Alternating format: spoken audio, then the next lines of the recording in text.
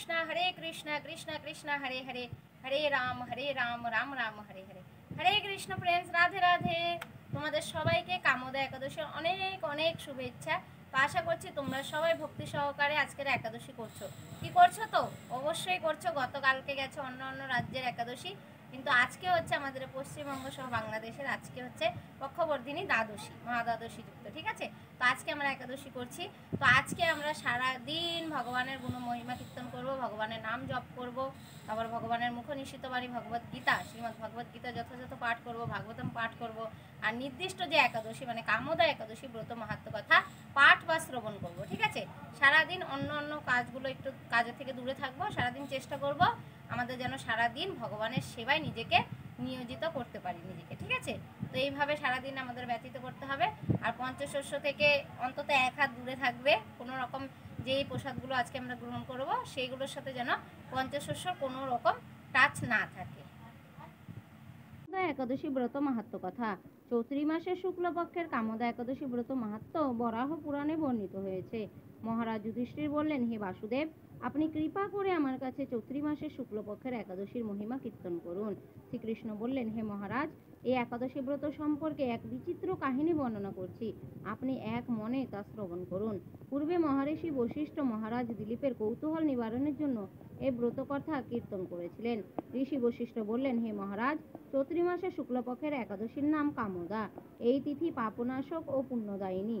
পূর্বকালে মনোরম নাগপুরে স্বর্ণনির্মিত গৃহে বিষধর নাগেরা বাস করত। তাদের রাজা ছিলেন পুণ্ডরিক। গন্ধর্ব, কিন্নর ও অপ্সরাদের দ্বারা তিনি সেবিত হতেন। সেই পুরীর মধ্যে অপ্সরা শ্রেষ্ঠ ললিতা ও ললিত নামে গন্ধর্ব স্বামী স্ত্রী রূপে ঐশ্বর্যপূর্ণ এক গৃহে পরম সুখে দিন যাপন করত। একদিন পুণ্ডরিকের রাজসভায় ললিত একা গান করছিল। এমন সময় ললিতার কথা তার মনে পড়ল। ফলে সঙ্গীতের স্বর, লয়, তাল মানের বিপর্যয় ঘটল। কর্কটক নামে এক নাগ ললিতের মনোভাব বুঝতে পারল। গানের ছন্দভঙ্গের ব্যাপারটি সে পুণ্ডরিক রাজার কাছে জানালো। তা শুনে সর্পরাজ ক্রোধ ভরে কামাতুর ললিতকে, রে দুর্মতি, তুমি রাক্ষস হও বলে অভিশাপ দান করলো।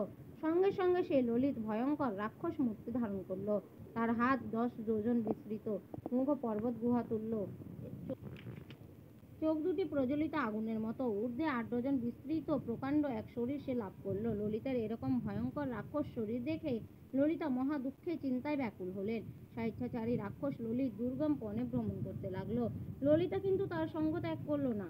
ললিত নির্দয়ভাবে মানুষ ভক্ষণ করত। এই পাপের ফলে তার মনে বিন্দু মাত্র শান্তি ছিল না। পতির সেই দুরবস্থা দেখে ব্যথিত চিত্তে রোদন করতে করতে ললিতা গভীর বনে প্রবেশ করলো। একদিন ললিতা বিন্ধ্য পর্বতে উপস্থিত হলো। সেখানে ঋষ্য শৃঙ্গ মুনির আশ্রম দর্শন করে মুনির কাছে হাজির হলো। তার চরণে প্রণাম করে সেখানে দাঁড়িয়ে রইল। মুনিবর জিজ্ঞাসা করলো, হে সুন্দরী, তুমি কে, কার কন্যা, কি কারণেই বা এই গভীর বনে এসেছো, তা সত্য করে বলো। তদুত্তরে ললিতা বলল, হে প্রভু, আমি বীরধন্যা গন্ধর্বের কন্যা। আমার নাম ললিতা। আমার পতির পিশাচত্ব দূর হয় এমন কোনো উপায় জানবার জন্য এখানে এসেছি। তখন ঋষি বললেন, চৈত্রী মাসে শুক্লপক্ষের কামোদা নামে যে একাদশী আছে, তুমি সেই ব্রত যথাবিধি পালন করো। এই ব্রতের পুণ্যফল তোমার স্বামীকে অর্পণ করলে তৎক্ষণাৎ তার সমস্ত পাপ বিনষ্ট হবে। বশিষ্ঠ ঋষি বললেন, হে মহারাজ দিলীপ, মুনির কথা শুনে ললিতা আনন্দ সহকারে কামোদা একাদশী পালন করলো। তারপর ব্রাহ্মণ ও বাসুদেবের সামনে পতির উদ্ধারের জন্য আমি যে কামোদা একাদশী ব্রত পালন করেছি তার সমস্ত ফল আমার পতির উদ্দেশ্যে অর্পণ করলাম। এই পুণ্যের প্রভাবে তার পিশাচ দূর হোক। এই কথা উচ্চারণ মাত্রই ললিত সাপ মুক্ত হয়ে দিব্য দেহ প্রাপ্ত হলো। পুনরায় গন্ধর্ব দেহ লাভ করে ললিতার সাথে সে মিলিত হলো। তারা বিমানে করে গন্ধর্ব লোকে গমন করলো। হে মহারাজ দিলীপ, এই ব্রত যত্ন সহকারে সকলেরই পালন করা কর্তব্য। এই ব্রত ব্রহ্ম হত্যা, পাপ ও বিনাশক এবং পিশাচত্ব মোচনকারী। এই ব্রত কথা শ্রদ্ধাপূর্বক পাঠ ও শ্রবণে বাজপেয় যজ্ঞের ফল লাভ হয়। জয় কামোদা একাদশী ব্রত মাহাত্ম্য কথা কি জয়। তো এই ছিল কামোদা একাদশী ব্রত মাহাত্ম্য কথা। কি মজা লাগলো পাঠ করে, তাই না? তো এখন আমরা আলোচনা করি যে পরের দিন হিচকি উঠে গেছে, পরের দিন আমরা পালন কিভাবে করব। পরের দিন পালনের সময়সূচি আছে, সেই সময়টা আমি লাস্টের দিকে দিয়ে দেবো স্ক্রিনে। তো তোমরা যেখানে যে থাকছো সেই রাজ্য বা সেই দেশ অনুযায়ী কিন্তু ওই সময়ের মধ্যে পালন করে নেবে। তো পালন কি দিয়ে করবে? সর্বপ্রথম দ্বাদশীর দিন তোমরা ব্রহ্ম মুহূর্তে শয্যা ত্যাগ করবে।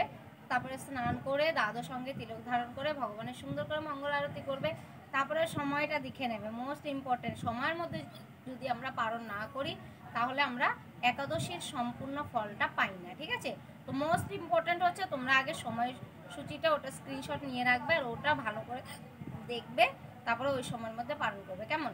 তো সময় যদি বেশি থাকে তাহলে সুন্দর করে ভগবানের জন্য নানা রকমের ব্যঞ্জন রান্না করবে, যেমন রাইস, ডাল, একটা সবজি করতে পারো, মানে ওই সব দিয়ে আমাদের পালন করতে হবে, যেই সব আমরা একাদশীর দিন গ্রহণ করি না। একাদশীর দিন আমরা কি গ্রহণ করি না? পঞ্চশস্য, তাই তো। তো পঞ্চশস্য যেমন ধান, যব, ভুট্টা, তারপরে ডাল, চাল, শস্য জাতীয় জিনিসগুলো, তো ওইগুলো যে কোনো একটা দিয়ে আমরা পালন করতে পারো। তো সময় বেশি থাকলে যেটা বললাম, রাইস, ডাল, সবজি রান্না করে বা অন্য আরও কিছু রান্না করে ভগবানকে সুন্দর করে ভোগ নিবেদন করে তারপরে পালন করবে। আর যদি পালনের সময় কম থাকে তাহলে তোমরা আগের দিন মুড়ি, চিরা বা শুকনো এরকম কিছু যেগুলো আর কি পঞ্চশস্যর মধ্যে পড়ে, রবি শস্যর মধ্যে, তো সেইগুলো দিয়ে ভগবানকে ভোগ লাগিয়ে সেটা দিয়ে পালন করবে। পালন করার মন্ত্র হচ্ছে ওম অজ্ঞান তিমিরান্ধস্য ব্রতে নানেব কেশব প্রসিদ্ধ সম্মুখনাথ জ্ঞান দৃষ্টি প্রদভব। এটা 3 বার বলবে, কেমন। এটা 3 বার বলে তারপরে মহাপ্রসাদে গোবিন্দে বলতে হবে। মহাপ্রসাদে গোবিন্দে নাম ব্রাহ্মণে বৈষ্ণবে স্বল্প পুণ্যবতাংরাজন বিশ্বাস নৈব জায়তে শরীর অবিদ্যাজাল জরেন্দ্রিয় তাহেকাল জীবে ফেলে বিষয় সাগরে তার মধ্যে জিহ্বা অতি লোভময় সুদর্মতি তাকে জেতা কঠিন সংসারে কৃষ্ণ বড় দয়াময় পরিবারে জিহ্বা জয় স্বপ্রসাদ অন্ন দিলা ভাই সেই অন্ন অমৃত পাও রাধা কৃষ্ণ গুণ গাও প্রেমে ডাকো শ্রী চৈতন্য নিতাই। জয় শ্রী কৃষ্ণ চৈতন্য প্রভু নিত্যানন্দ শ্রী অদ্বৈত গদাধর শিবাসাদি গৌর ভক্তবৃন্দ। হরে কৃষ্ণ কৃষ্ণ কৃষ্ণ হরে হরে হরে রাম রাম রাম হরে হরে। তারপর জয় শ্রী শ্রী রাধা মাধব মহাপ্রসাদ কি জয়, কামদা একাদশী ব্রতর পালন কি জয়, তারপরে ওটা দিয়ে পালন করবে। আর তার আগে ভগবানের কাছে প্রার্থনা করবে, ভগবান আমি যে নিজের নাম বলে তারপরে আমি ওই কামদা একাদশী ব্রত যে পালন করলাম আমি তার সমস্ত ফল তোমার চরণে অর্পণ করলাম, ঠিক আছে। ওটা প্রার্থনা করে পালন করে নেবে, ব্যাস শেষ হয়ে গেল, ঠিক আছে। তো এইভাবে তোমরা পালন করবে। তো এখন আমি পালনের সময়সূচিটা দিয়ে দিচ্ছি লাস্টে। আজকে ভিডিওটা একটু শর্ট রাখছি, অ্যাকচুয়ালি আজকে আমার শরীরটা একটু খারাপ আছে, কারণ কন্টিনিউ কদিন ধরে ফাস্টিং চলছে, রামনবমী গেল, গতকালকে আবার গুরু মহারাজের ব্যাস পুজো গেল, তো তার জন্য একটু টায়ার্ড লাগছে, তো কিছু মনে করো না, ঠিক আছে। তো আজকের ভিডিও এখানে শেষ করছি। সবাই ভালো থাকবে, সুস্থ থাকবে, কৃষ্ণ ভাবনা অমৃতের সঙ্গে যুক্ত থাকবে। হরে কৃষ্ণ কৃষ্ণ কৃষ্ণ হরে হরে হরে রাম রাম হরে হরে। দেখা হচ্ছে পরে নেক্সট ভিডিওতে। আর লাস্টে আমি দিয়ে দিচ্ছি পালনের সময়সূচি। হরি বল। হরে কৃষ্ণ। তো পালনের সময়সূচিটা শুধুমাত্র বাংলাদেশের আর পশ্চিমবঙ্গে দিলাম, কারণ বাংলাদেশ পশ্চিমবঙ্গ বাদে সব জায়গায় আগের দিন একাদশী হয়ে গেছে, ঠিক আছে।